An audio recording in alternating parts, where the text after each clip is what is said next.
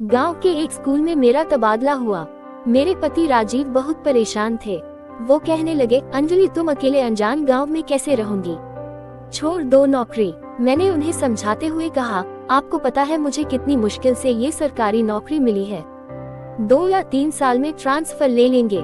तुम्हें पता है मुझे बच्चों को पढ़ाना कितना अच्छा लगता है, मैं सब संभाल लूंगी। राजीव को किसी तरह समझा तो दिया, लेकिन मैं खुद अंदर से डर रही थी। शहर की बात और है, नए गांव में रहना, वहां नौकरी करना, लेकिन कुछ कर भी नहीं सकते थे, इसलिए चुपचाप सामान पैक कर लिया।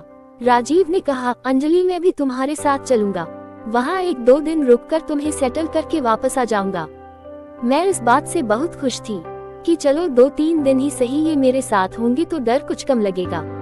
सुबह की ट्रेन पकड़कर हम गांव के लिए निकल गए। ट्रेन से उतरकर बस लेनी होती है जो कि गांव से 3 किलोमीटर पर उतार देती है। वहां से कोई तानगा लेना होगा। ट्रेन तक तो ठीक था, लेकिन गांव जाने वाली बस में तो बुरा हाल हो गया। उसमें चढ़ना ही मुश्किल था। खड़े खड़े हालत खराब हो गई गर्मी में। वो तो अच्छा हुआ केवल 3 किलोमीटर का सफर था। दोपहर के 3 बजे हम गांव में पहुंच गए। सीधे स्कूल गए। वहां जाकर देखा तो छुट्टी हो चुकी थी। टूटा फूटा स्कूल था। बाहर बड़ा सा बरामदा था, वहीं एक कुर्सी पर चौकीदार बैठा था। देखते ही दौड़कर आया और बोला, आप ही नई मास्टरनी हैं। मैं आपका ही इंतजार कर रहा था। चलिए आपको प्रिंसिपल साहब के घर ले चलता हूँ। कुछ ही देर में हम तीनों प्रिंसिपल रघुवीर सिंह के घर पहुँच गए थे। रघुवीर जी बहुत अच्छे इंसान थे। उन्होंने मेरे रहने का, खाने पीने का सब इंतजाम अच्छे से कर दिया था। अगले दिन स्कूल की छुट्टी थी तो मेरे पति राजीव ने कहा, आज गांव में घूमने चलते हैं, इससे तुम्हारी कुछ लोगों से जान पहचान भी हो जाएगी और राशन का जरूरी सामान भी ले आएंगे। हम दोनों सुबह 10 बजे निकल गए गांव घूमने। गांव के बाहर हरी घास का मैदान था, वहां एक ऊंचा सा टीला बना हुआ था। उसी पर पहली बार मैंने मंगल को देखा। वो भेड़ों को चरा रहा था। 8 साल का रहा होगा। छोटा सा बच्चा हाथ में एक लकड़ी पकड़े हुए भेड़ बकरियों को हाँक रहा था। मैं उस टीले पर चढ़ गई। मेरे पति भी वहीं आ गए। टीले पर चढ़कर पता लगा कि यह तो बहुत छोटा सा गांव है। टीले से पूरा गांव दिखता था। मैंने मंगल से पूछा, बेटा तुम्हारा नाम क्या है, कहाँ रहते हो? मुझे आश्चर्य से देखने लगा, फिर वह हंसने लगा। मुझे कुछ गुस्सा आ गया। फिर भी अपने को शांत करते हुए मैंने पूछा, क्या हुआ, इसमें हंसने की क्या बात है? वह बोला, नहीं नहीं मेम साहब, पहली बार किसी ने बेटा कहा है, इसलिए विश्वास नहीं हो रहा। राजीव जी ने उससे पूछा कि तुम्हारी मम्मी तुम्हें क्या कहती है? ये सुनकर मंगल के चेहरे के भाव बदल गए। हंसी की जगह एक उदासी ने उसके चेहरे पर अपन डेरा जमा लिया था। वह बोला, मेरा कोई नहीं है, न घर, न माँ बाप, न भाई बहन, बस ये भेड़ बकरियां ही मेरे साथी हैं। ये सुनकर मुझे एक धक्का सा लगा। मैंने उसे अपने पास बिठाया और पूछा, तुम कब से इस गाँव में हो? मंगल बोला, मेरा तो जन्म ही इस गाँव में हुआ। माता पिता शहर गए थे पैसे कमाने, वहाँ कोई बीमारी फैल गई, फिर कभी वापस नहीं आए। वह कोरोना की बात कर रहा था। मैंने पूछा, सारा दिन भेड़ चराते हो या पढ़ने भी जाते हो? मंगल मेरी बात सुनकर सिर खुजाने लगा। आप स्कूल में पढ़ाने आए हैं क्या? मेरे हाँ कहने पर वह बोला, मुझे कौन पढ़ाएगा और पढ़ने जाऊंगा तो भेड़ कौन चराएगा? मैंने उससे पूछा, क्या तुम पढ़ लिख कर कुछ बड़ा नहीं करना चाहते? वह बोला, पहले तो पेट भरने के बारे में सोचना पड़ता है, बाकी चीजें तो बाद में आती हैं। मैं उसकी बात से बहुत प्रभावित हो रही थी कि कैसा लड़का है, बेफिक्र, अपने आप में मस्त, जैसे इसे दुनिया से कोई मतलब नहीं है। मैं और राजीव चुपचाप अपने घर वापस आ गए। अगले दिन राजीव को वापस लौटना था तो मैं उदास थी। उन्हें बस अड्डे तक छोड़ने जा रहे थे, तभी मंगल आ गया। वह बोला, लाइए मैं आपका सामान ले चलता हूँ। मैंने कहा, नहीं बेटे, तुम क्यों परेशान हो रहे हो, हम ले जाएंगे। मेरे पति राजीव ने भी इस बात का समर्थन किया। मंगल ने जिद करके सामान ले लिया और साथ चलने लगा। चलते चलते उसने कहा, पहली बार किसी ने मुझे बेटा कहा है।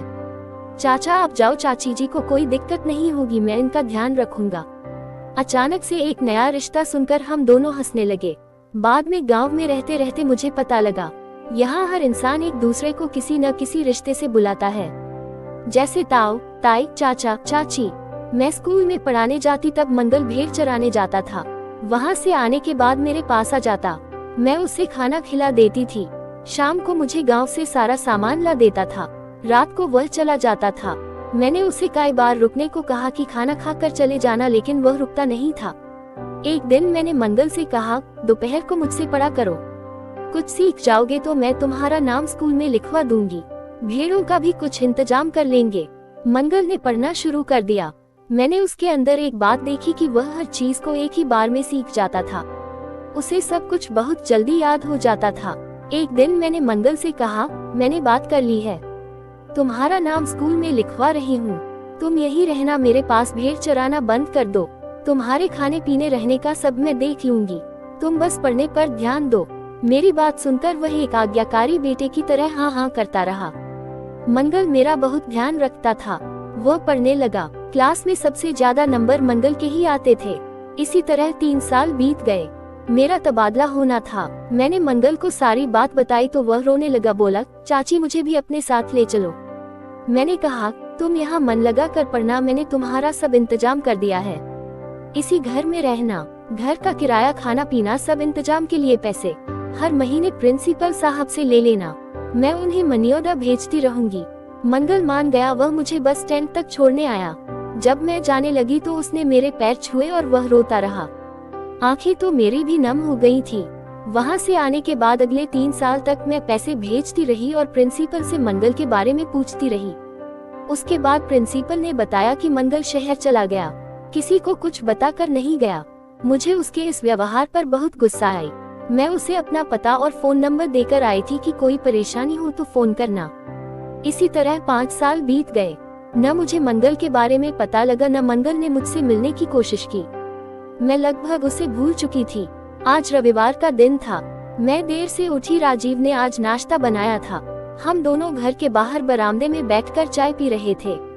तभी पुलिस की गाड़ी हमारे घर के बाहर आकर रुकी।